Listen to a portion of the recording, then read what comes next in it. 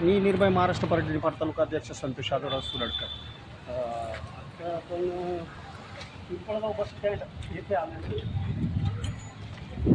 जवळ सकाळी एक घटना घडली.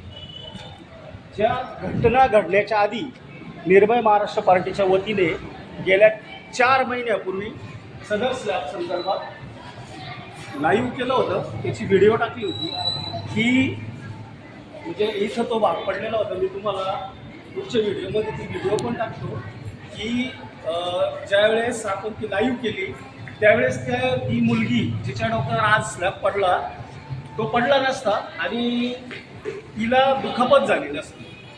तर बघा म्हणजे शासन किती कठोर असतं की तुमचा जीव जाईल त्यावेळेस आम्ही बघू काय करायचं ते. असा पद्धतीतून बोध होतो. ही स्लॅबची सगळी परिस्थिती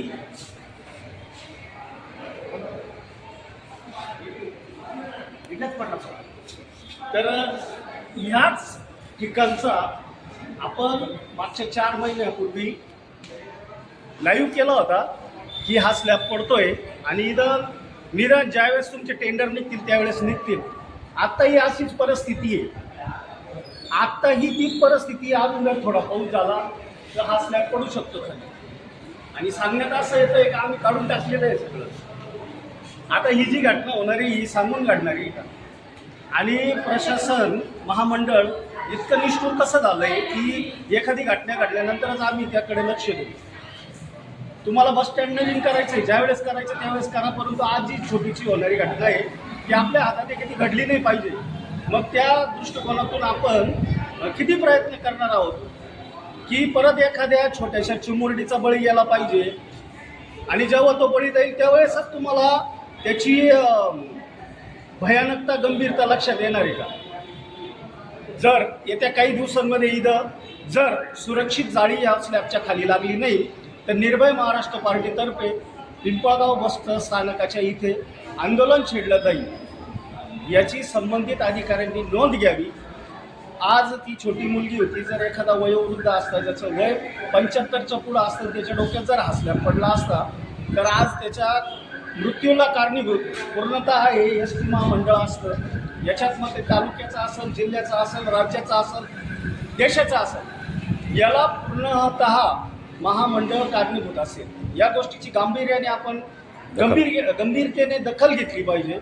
याचं कारण असं आहे की आपण वारंवार या दृष्टिकोनातून या गोष्टी तुमच्या नजरेस आणून देतोय आणि जर तुम्ही या नजरेस आणून देऊ नये त्याच्यावर जर प्रतिक्रिया येत नसेल किंवा तुमच्याकडनं काम होत नसेल तर याच्या मागे नक्की तुम्हाला काय जनतेचा जीवच घ्यायचा आहे.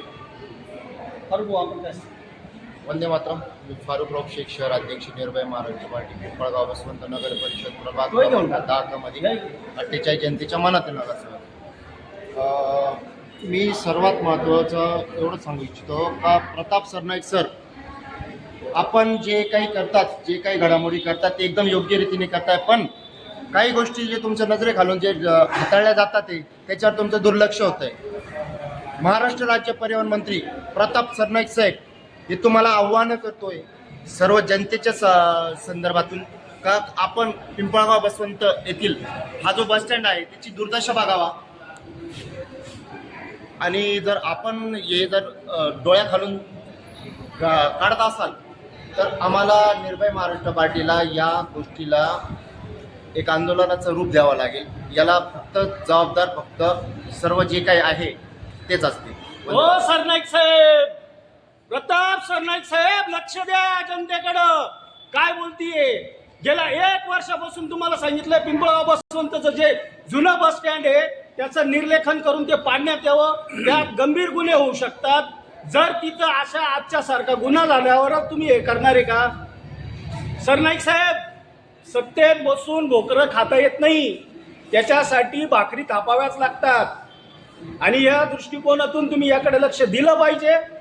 जर पिंपळगाव बसवंतमध्ये निर्भय महाराष्ट्र पार्टीतर्फे जन आंदोलन छेडण्यात येईल आणि होणाऱ्या परिणामांना सरनाईक साहेब तुम्ही स्वतः जबाबदार राहाल. धन्यवाद. एकच लक्ष जनतेचे प्रश्न.